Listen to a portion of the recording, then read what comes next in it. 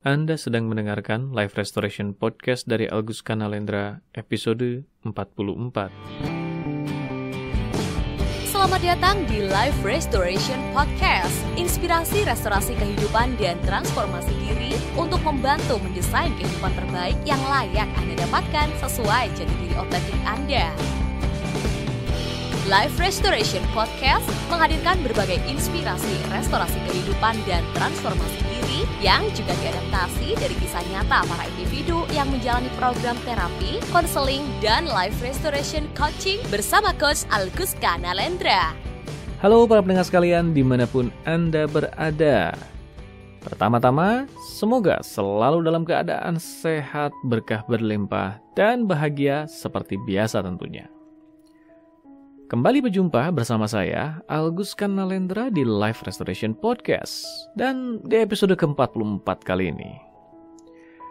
Di episode kali ini, saya ingin mengangkat sebuah tema bahasan yang sebenarnya sudah cukup lama pernah saya bahas, namun hanya secara sekilas.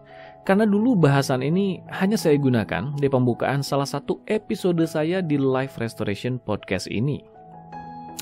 Yes, bahasan itu sebenarnya sudah bisa Anda tebak dari judul episode kali ini, yaitu Jalani Desain Otentik Terbaik Kehidupan Anda. Sebuah bahasan yang sangat bersinggungan dengan esensi dari restorasi diri. Mengawali bahasan ini, ada baiknya kalau saya memulai dari penjelasan mengapa saya menggunakan istilah Life Restoration Coach untuk menggambarkan diri saya.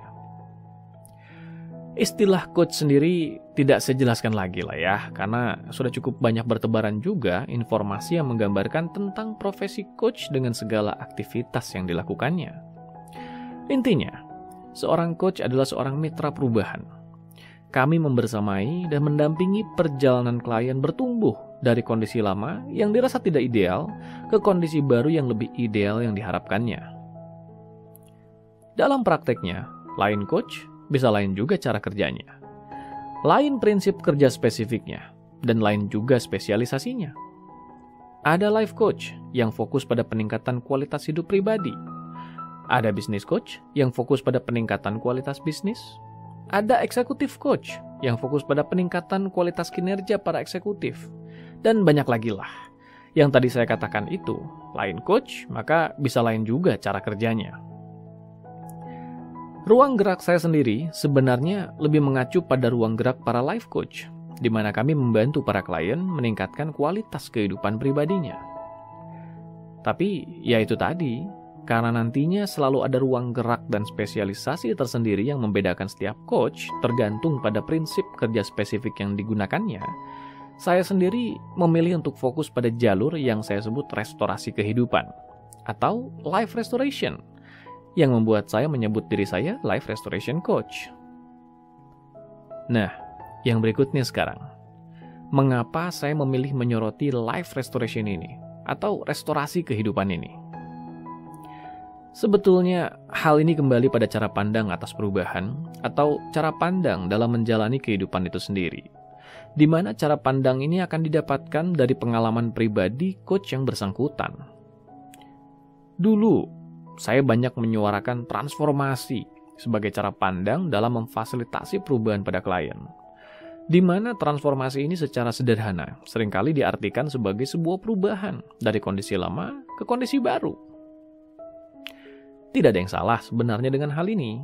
Hanya saja pengalaman hidup dan pembelajaran saya membawa saya pada cara pandang baru yang berujung pada kesadaran akan pentingnya restorasi. Di mana restorasi justru secara sederhana diartikan sebagai mengembalikan sesuatu ke kondisi semula. Tapi lagi-lagi pertanyaannya adalah kenapa? Sabar dulu, kita bahas sedikit demi sedikit ya.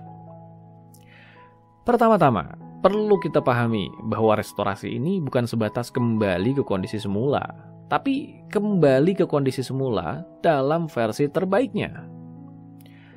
Begini, dalam berbagai ajaran spiritual yang ada di muka bumi ini, kita bisa mendapati sebuah esensi yang sama, yaitu betapa Tuhan yang Maha Kuasa adalah juga Maha Pengasih, Maha Welas Asih, Maha Penyayang. Artinya, dengan kuasa dan kasih-Nya, pastilah kita diciptakan dalam kondisi terbaik untuk bisa menjalani kehidupan ini. Yang dimaksud kondisi terbaik ini bukan berarti pasti nyaman, mudah, menyenangkan, dan segala hal lain yang berhubungan dengan kenyamanan, ya. Namanya hidup, ya pasti harus ada dua sisi yang saling menyeimbangkan satu sama lain. Yang dimaksud kondisi terbaik ini adalah yang menjadi ketetapannya untuk kita jalani sesuai dengan tema kehidupan yang digariskannya untuk kita jalani. Ada yang mungkin saja akan menghubungkan bahasan ini dengan teori karma, bahwa hidup yang kita jalani saat ini adalah untuk memetik buah dari perilaku kita di kehidupan terdahulu, sambil juga menanam bibit karma baru untuk kita petik di masa depan nanti.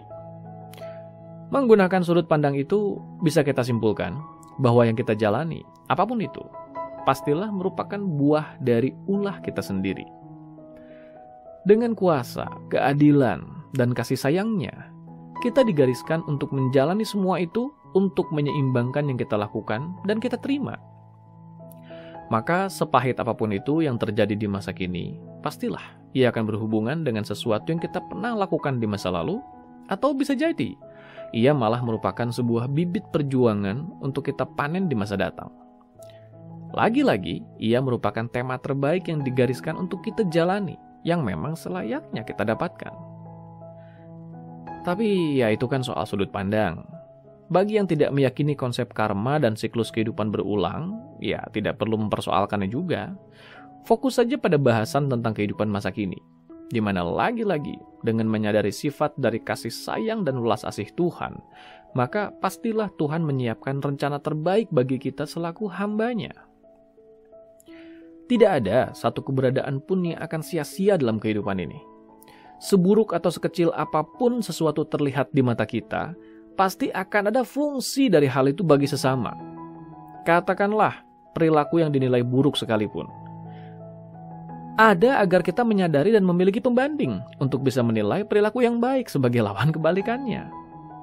Ya, kurang lebih seperti itulah, bahwa apapun sudut pandang yang digunakan, satu hal yang tidak akan berubah adalah sudut pandang atas sifat ketuhanan itu sendiri, yang merupakan sifat yang penuh kasih sayang dan welas asih, yang dengan segala cinta kasih itu pastilah menurunkan kita ke dunia dengan segala cinta kasihnya agar kita bisa menjalani desain kehidupan terbaik yang layak kita dapatkan di muka bumi ini sesuai ketentuannya, agar kehidupan ini berkembang dan berevolusi. Desain kehidupan terbaik. Kehidupan yang berkembang dan berevolusi. Apa maksudnya? Begini, saya termasuk yang memandang dan meyakini kehidupan bisa berjalan dan berevolusi pastilah karena adanya keberagaman peran di dalamnya. Kalau semua orang jadi pedagang, lalu siapa yang beli? Begitu juga kalau semua orang jadi pembeli, lalu yang dagang siapa? Kalau semua orang jadi pemimpin atas orang lain, lalu siapa yang dipimpinnya? Dan begitu juga sebaliknya. Karena adanya keberagaman peran inilah justru kehidupan bisa berjalan, kan? Karena adanya desain individu yang beragam inilah kehidupan berkembang dan terus berevolusi dari zaman ke zaman. Itu yang saya maksud kehidupan yang berkembang dan berevolusi. Dalam keberagaman ini pastilah ada peran yang berbeda-beda yang menjadikan kehidupan ini berkembang dan berevolusi. Peran yang beragam itulah yang saya maksud sebagai desain individual yang berbeda. Yes, setiap dari kita punya desain individual yang berbeda, yang menghasilkan peran yang berbeda di kehidupan yang kita jalani ini.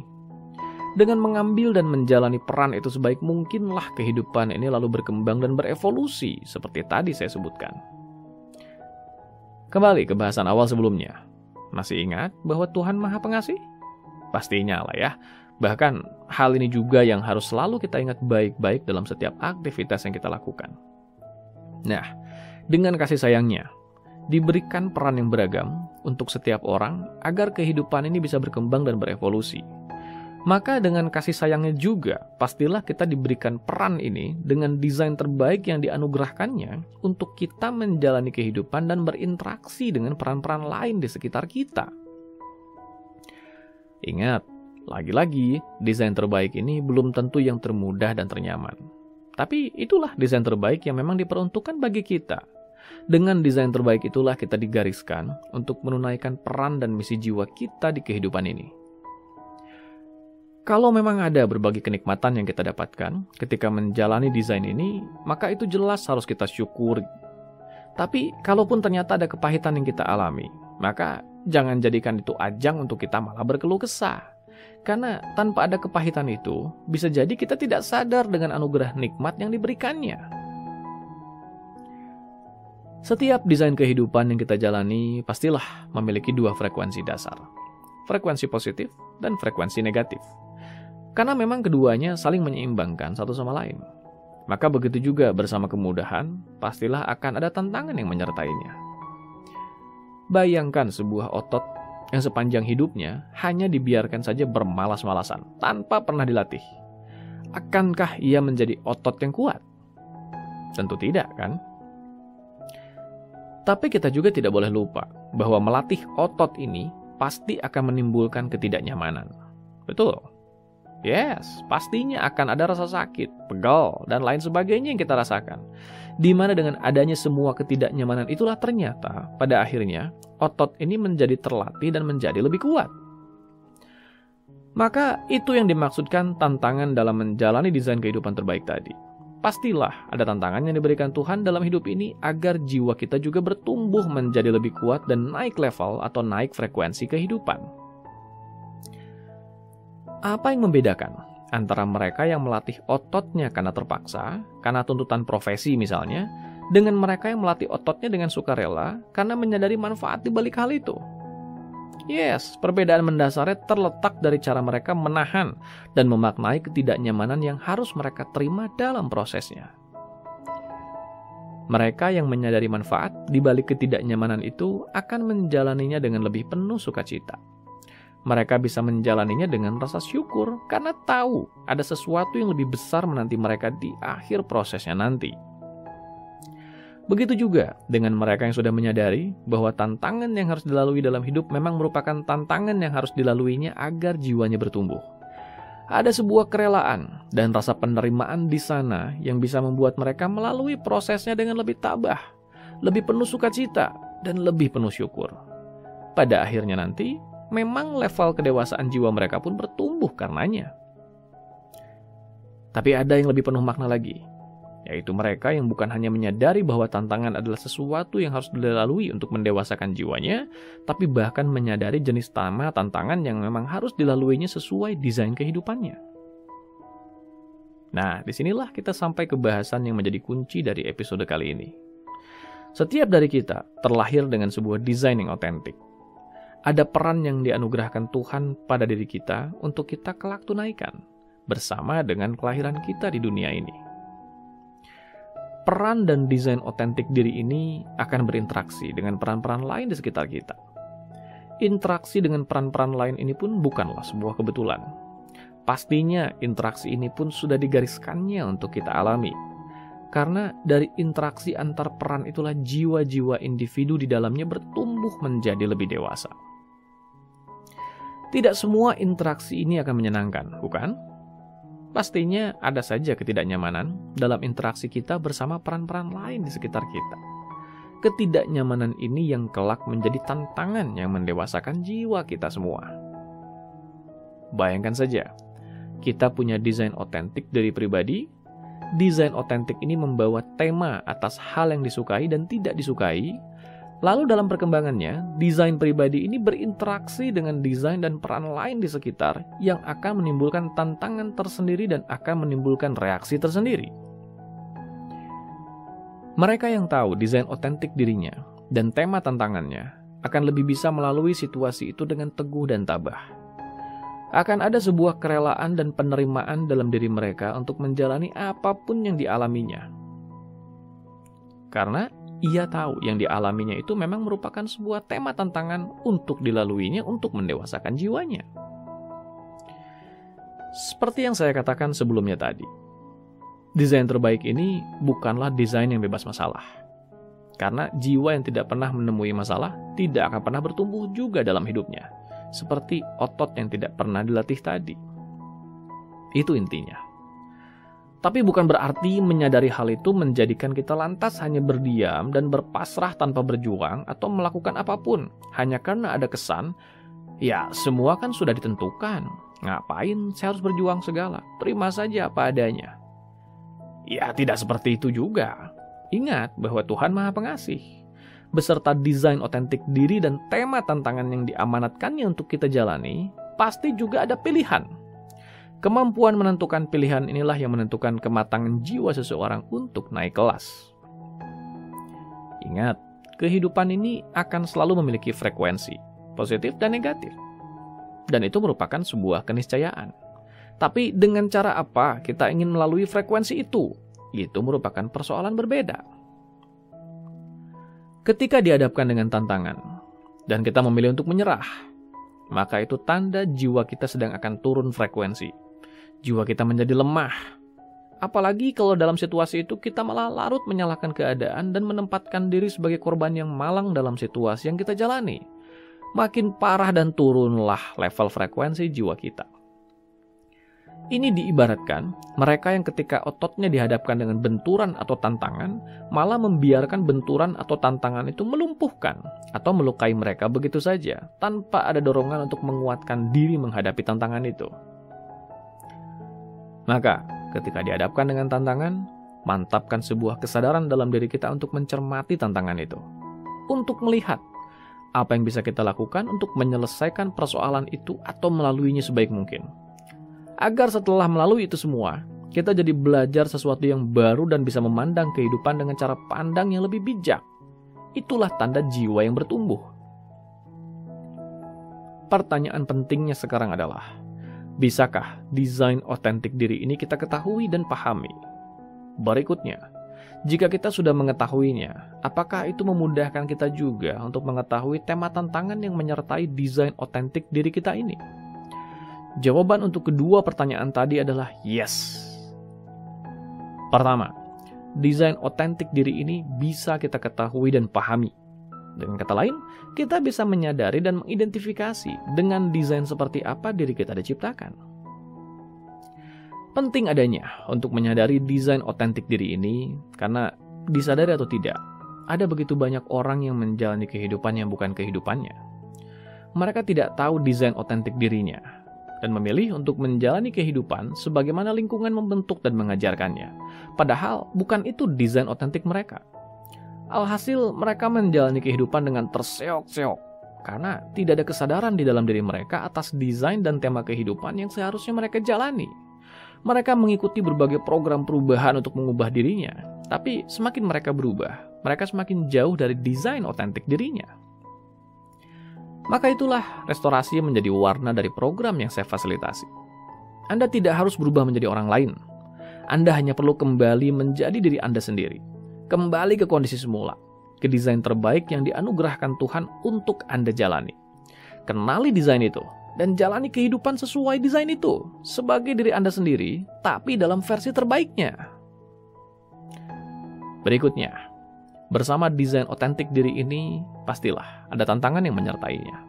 Atau, kalau istilah saya, ada algoritma spesifik yang membentuk pertemuan keduanya, yaitu yang membentuk desain otentik diri, dan membentuk desain tantangan yang menyertainya, yang dilambangkan dengan interaksi kita bersama desain-desain lain di sekitar kita.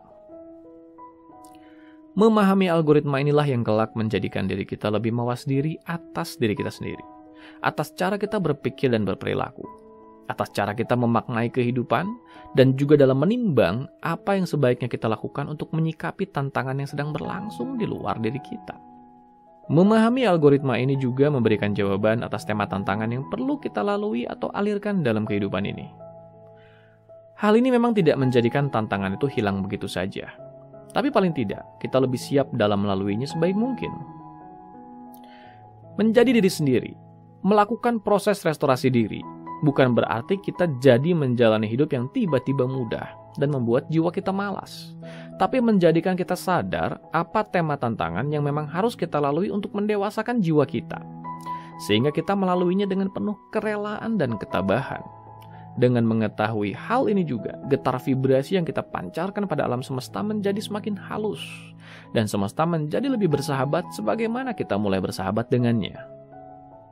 Jadi, dari mana desain otentik diri dan tema tantangan ini diketahui? Seperti yang bisa Anda tebak, yaitu dari momen kelahiran kita di dunia ini.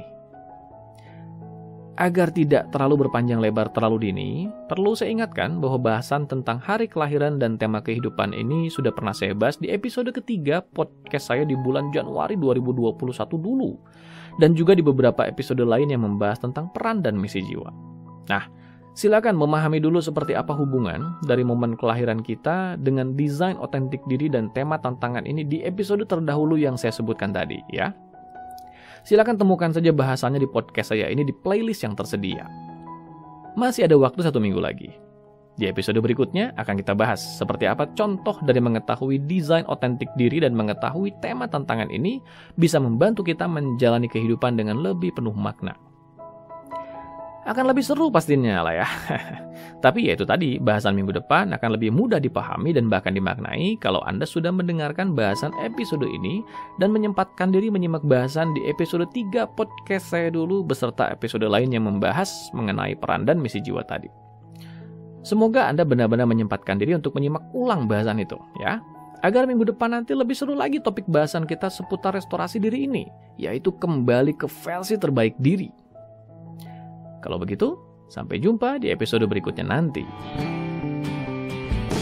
Dapatkan lebih banyak inspirasi restorasi kehidupan dan transformasi diri dengan ikuti Instagram @alkuska dan YouTube channel Alkuska Nalendra. Kunjungi juga website www.alkuska.com untuk temukan lebih banyak informasi menarik lainnya, termasuk untuk memesan layanan profesional bersama Coach Alkuska Nalendra untuk membantu mendesain kehidupan terbaik yang layak Anda dapatkan sesuai jati diri otentik Anda.